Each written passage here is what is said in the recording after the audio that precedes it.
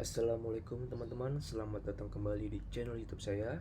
Di pertemuan kali ini, yaitu pertemuan ketiga, kita akan membahas bagaimana sih cara menggunakan CSS juga JavaScript nantinya.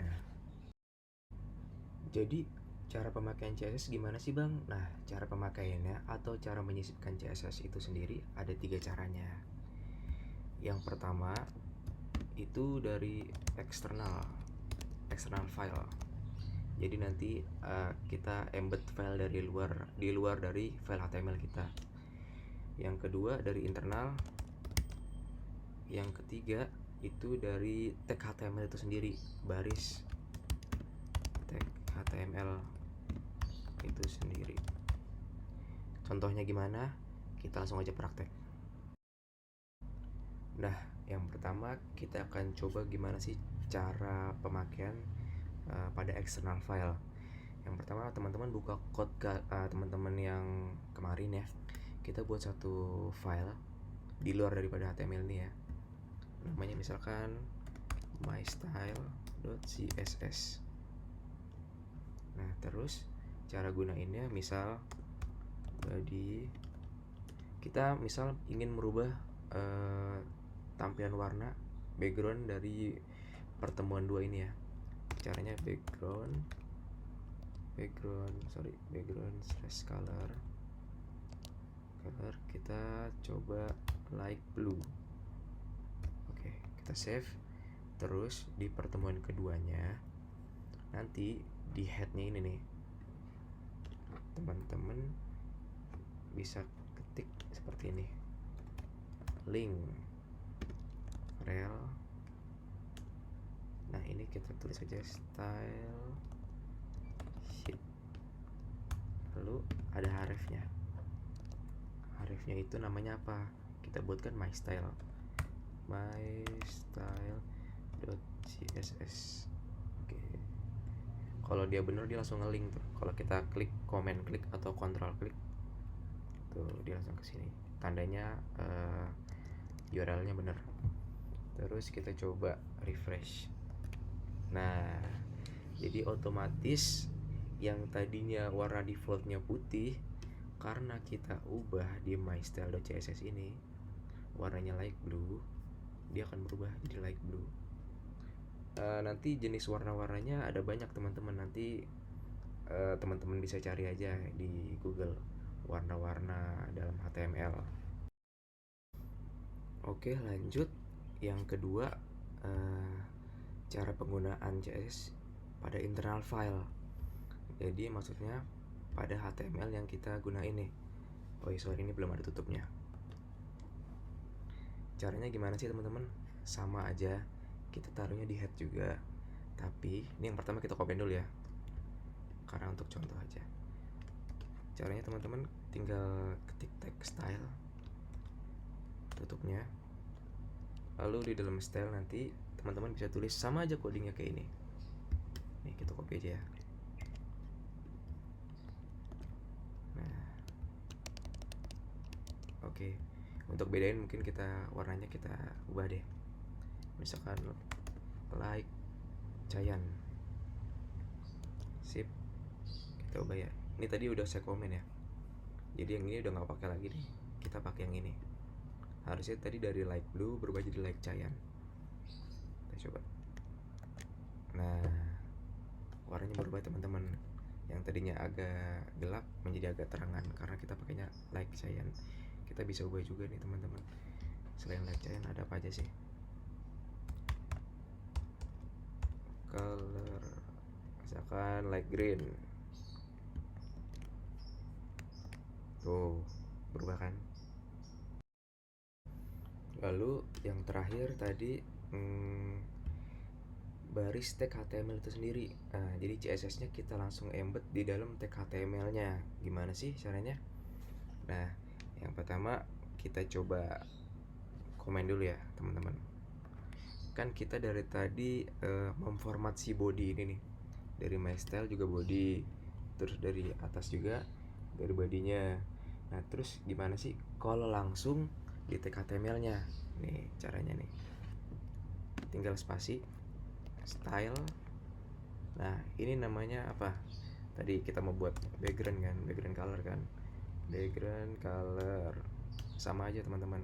Titik 2 langsung namanya apa? Untuk ngebedain coba kita like pink ya. Nah, jadi harusnya nanti kita udah nggak pakai yang dari file HTML luar, file CSS yang di luar, kita juga nggak pakai yang di atas, yang ini yang barusan, kita langsung embednya di tag HTML-nya nih, like pink. Kita save coba. Nah, jadi itu teman-teman, ada 3 cara. Terserah teman-teman mau pakai yang mana, enaknya gimana. Kalau mau rapih, kita buat file tersendiri. Kalau memang gak terlalu banyak gitu loh, atau kalau memang gak terlalu banyak, kita taruh di atas juga nggak apa-apa. Atau mungkin kebutuhannya hanya beberapa di tag HTML aja nih, ya kita taruhnya di tag HTML-nya aja gitu loh. Jadi terserah teman-teman sesuai dengan kebutuhannya aja. Oke, nah untuk pembelajaran kali ini mungkin saya akan menggunakan file CSS yang ditaruh di luar. Tapi nanti teman-teman boleh mencontohkannya, terserah maunya di mana. Ini kita hapus dulu ya. Kita hapus dulu. Terus ini biarin aja. Nah, ini kita akan main di sini. Oke, kita buat lagi ya. Oke. Nah, untuk mempermudah pembelajaran, jangan lupa dikasih komentar teman-teman. Ini untuk merubah atau memformat tag body. Nah, kalau di cara menggunakan komentar di CSS itu agak beda. Jadi ada slash bintang ditutup dengan bintang slash. Atau cara mudahnya teman-teman tinggal klik shortcut control slash seperti itu. Nah, terus kita akan mau belajar apa lagi nih bang? Nah, saya akan buat contoh satu ya. Kita main pakai H1 aja. Misalkan, halo saya lagi belajar CSS. Nah, kita akan memformat si H1 ini dengan yang pertama caranya H1 pakai background color. Nanti saya akan kasih tahu bedanya background color dengan color. Background color kita misalkan pakai aqua. Oke, kita save dulu H1 nya. Oke, kalau di background color dia akan kasih warna nih di dalam kayak di wadahnya si H1 ini loh sampai ujung. Nah, bedanya kalau color, ini kita contohin ya. Color, misalkan colornya blue violet. Nah, dia akan merubah si teksnya. Jadi perbedaannya, kalau background color ya backgroundnya gitu loh, namanya juga background color. Nah, kalau color itu lebih kepada teksnya. Kita juga bisa aplikasiin ini di tag P atau paragraf. Kalau ini hanya untuk contoh aja di H1 atau header 1. Lalu kita juga bisa kasih border teman-teman. Border tuh kayak pembatas di sini loh. Nah, kita coba aja ya. Gimana sih cara penggunaannya? Border misalkan kita 2px. Terus kita kasih warna. Warnanya apa? Misalkan solid tomato. Ada nggak? Ada nih, solid tomato. Terjadinya gimana ya? Nah, maksudnya dari code ini, yang pertama itu ini adalah ketebalannya, lalu ini untuk stylenya, mau dikasih warna apa sih gitu. Kita juga bisa ganti solid ini dengan yang lain, misalkan dashed line. Kita coba, sorry, dashed line, dashed aja, dashed. Nah, jadi maksudnya yang tengah ini nih tipe dari bordernya. Yang pertama tadi kan kita buat solid nih, terus ada juga dash. Nanti ada juga yang lainnya, teman-teman bisa cari kok jenis-jenis border. Terus teman-teman juga bisa kasih kayak transparansi gitu loh. Jadi kalau di CSS itu namanya opacity. Nah, opacity-nya coba kita buat 0.3. Ini maksudnya koma. Nah, dia jadi kayak transparan gitu teman-teman. Terus mungkin ada pertanyaan, bang, kalau background bodinya image bisa nggak bang? Bisa aja. Jadi ini yang di body ini kita coba komen dulu ya.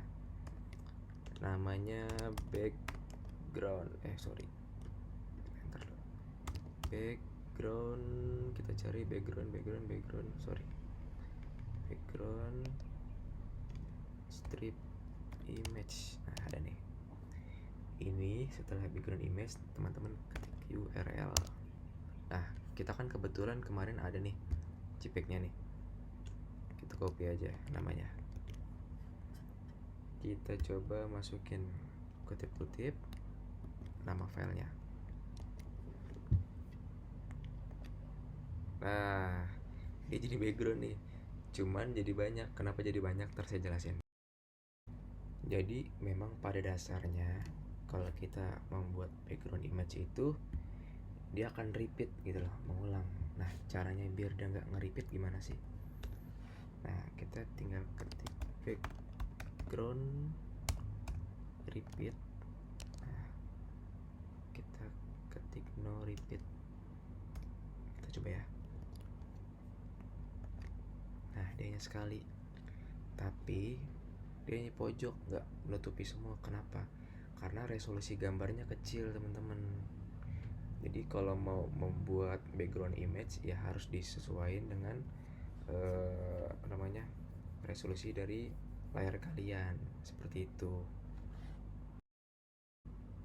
Terus kita juga bisa ubah posisi dari si background ini. Jadi caranya tinggal ketik background strip position. Nah, ini positionnya kita pakai bahasa Inggris aja bisa kok. Right, misalkan kita mau taruh di right nih, right top. Nah, kita coba aja. Tuh. Coba kalau right bottom. Tuh. Jadi dia akan sejajar yang paling bottom dari tag HTML kita. Begitu bisa kita atur. Nah, terus mungkin ada pertanyaan, bang, kalau kita mau pakai CSS-nya pakai kelas gimana bang? Nah, bisa. Dari kemarin kan kita pernah buat tuh ya kelas name gitu ya, nih kayak kelas gitu ya. Kita coba nih kita pakainya div. Div itu apa sih? Div itu untuk pengelompokan aja sebenarnya. Jadi ngelompokin suatu elemen. Kita buat di sini misalkan P aja ya. Halo. Nah, di div ini kita kasih kelas. Misalkan nama kelasnya my header class atau my header aja lah.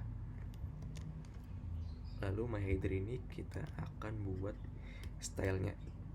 Jadi tinggal pakai namanya dot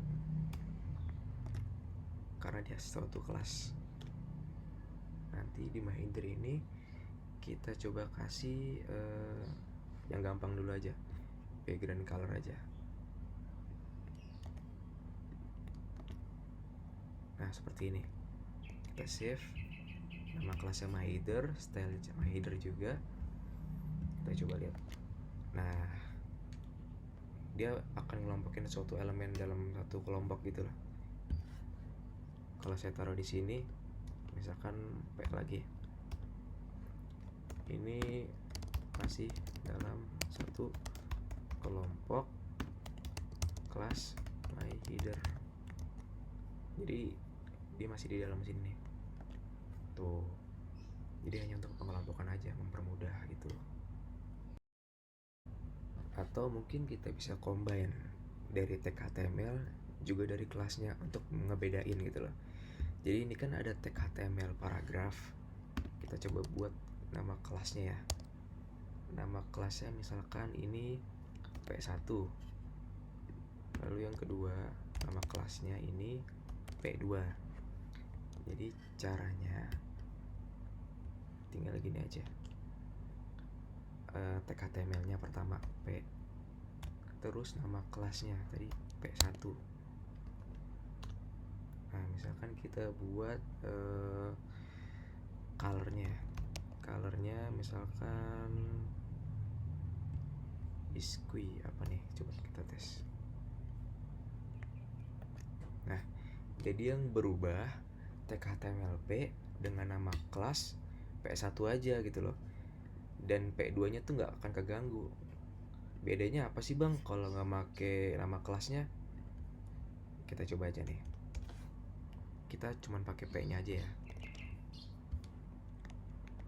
Nah, jadi kedua-duanya yang malah keubah gitu loh. Padahal keinginan kita hanya di paragraf dengan kelas P1 aja yang mau kita ubah. Tapi karena kita nggak mendefinisikannya secara jelas, malah dua-duanya berubah. Itu fungsinya teman-teman, pemakaian kelas. Tuh. Atau mungkin ada pertanyaan, bang, kenapa nggak langsung nama kelasnya aja? Oke, kita coba ya. Jadi ini kita komen dulu buat contoh. Kita copy, kita paste, tapi kita main nama kelasnya aja. P1, sorry, dotnya. Bisa nggak? Oh, bisa aja. Terus kenapa harus pakai P1 bang? Ini permasalahannya. Misal ada nama kelasnya yang sama, di H1 aja ya kita buat. Kita buat P2 juga. Karena kita udah mendefinisikannya langsung ke P1. Sorry, ini P1. Nah, yang akan terjadi apa? Nah, yang ini juga kerubah gitu loh. Padahal keinginan saya hanya tag HTML paragraf dengan nama kelas P1 aja yang pengen saya rubah. Tapi karena kita mendefinisikannya hanya nama kelasnya aja, seluruh nama kelas dengan nama kelas P1 dia akan berubah juga kayak gitu. Jadi tergantung nanti kebutuhan teman-teman, mau merubah secara global dengan pemakaian nama kelas saja, atau merujuk kepada satu tag HTML dengan nama kelas tertentu gitu. Lalu kita akan belajar cara pemakaian jarak teman-teman. Jadi kan pertama tadi kita udah buat div dengan nama kelas myHeader.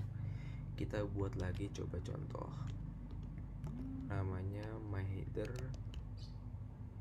2. Nah, di sini ini kita balikin lagi aja, myHeader 2. Kita buat misal warnanya kita bedain, like coral misalkan. Oke, kita buat ya. Nah, misal nih kita teman-teman nih kita mau ngasih jarak antara myHeader sama myHeader 2 gitu loh. Walaupun ini udah ada jaraknya, tapi nggak apa, untuk pelajaran aja. Caranya gimana teman-teman? Misal kita mau ngasih jarak dari myHeader ke myHeader 2 itu agak longgaran dikit deh. Namanya itu margin. Margin itu ada macamnya teman-teman. Ada margin bottom, left, right, top gitu loh. Kita coba untuk margin bottom dulu ya. Misal kita main px saja. Kita buat 10 px. Nah, kita kasih titik koma. Kita coba, tadinya kan segini nih. Oh, jangan 10 px deh, biar kelihatan misalkan 50 px. Nah, dia akan lebih mendorong si kelas my header 2 agak ke bawah lagi karena kita kasih jarak margin bottom sebanyak 50 px itu. Terus ada juga namanya padding. Kalau margin itu jarak antara elemen 1 ke elemen 2 tapi bagian luar. Kalau padding itu dia bagian dalamnya. Kita ambil contoh ya. Ini kan kita main di my header nih. My header. Terus di sini tuh kayak nggak ada jaraknya gitu loh. Gimana sih cara kasih jarak antara border yang ini nih dengan kata-katanya yang di sampingnya? Nah, kita kasih aja gini. Namanya padding. Karena tadi paddingnya di sebelah kiri, berarti padding left. Sebanyak misal 30 px. Nah, dia akan lebih menjorok itu teman-teman. Jadi jaraknya bisa juga nih, gue mau juga dong bang atasnya dikasih jarak nih, yang bagian paddingnya bisa aja padding, namanya padding top. Gampang deh nama-namanya di sini. Kalau teman-teman punya skill bahasa Inggris yang biasa-biasa aja nih, harusnya bisa kayak saya. Tuh, dia akan ada jaraknya. Jadi perbedaannya kalau dia margin itu untuk jarak di bagian luarnya, kalau padding di bagian dalamnya. Nih kita kasih komentar aja biar gampang ya. Ini untuk jarak di bagian luar bawah karena bottom ya. Kita kasih bintang. Nah kalau yang padding ini di bagian dalam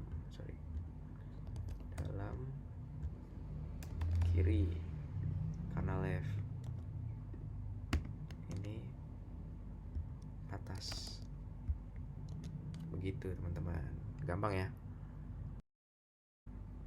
Terus mungkin ada yang nanya, bang repot banget sih bang, harus didefinisin satu-satu.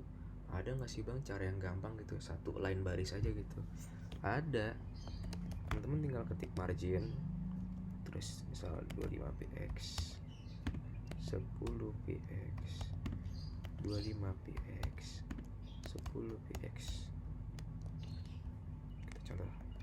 Nah, ini langsung keseluruhan tuh. Cara bacanya gimana bang? Oke, gue jelasin. Yang paling pertama itu untuk margin atasnya. Yang kedua kanan. Yang ketiga bawah. Yang paling kanan ini untuk di kiri yang terakhir. Jadi kayak jarum jam gitu, dari atas ke kanan, ke bawah, ke kiri. Gitu. Kita kasih komen aja biar nggak lupa. Atas, bawah, kanan, kiri.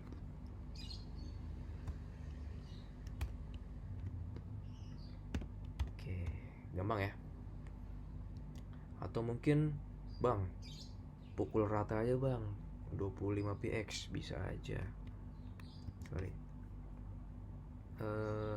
Kita buat lagi nih untuk contoh aja. My header 3. Oke. Terus ini kita copy paste, kita ganti warnanya, kita ganti jadi misalkan light gray. Tinggal gini aja, kita pukul rata semua jadi 25 px. Kita lihat ya. Nah ini dia tuh, gampang kan? Gampang lah, harusnya teman-teman bisa. Oh iya sorry, ini kebalik. Ini harusnya kanan, ini bawah. Ini komenannya all margin 25. Oke, saya rasa sudah cukup ya untuk pembelajaran CSS dasar ini. Kalau saya bahas di sini semua nanti kelamaan videonya gitu loh. Jadi teman-teman nanti bisa cari sendiri di Google tuh CSS-nya. sesuai kebutuhan aja teman-teman, nggak perlu sampai expert gitu loh. Ya kalau teman-teman pengen menjadi front end developer ya harus expert, cuman kalau untuk sekedar tahu cara gunainnya, ini menurut saya udah paling oke lah gitu. Jadi cara cepat belajar itu yang pertama teman-teman perhatiin, kedua copy paste, dan ketiga modifikasi dari coding yang udah kita copy paste itu paling cepat cara belajarnya. Jadi jangan cuman perhatiin doang gitu loh, jadi harus dicoba. Oke teman-teman, kurang lebihnya mohon maaf. Wassalamualaikum warahmatullahi wabarakatuh.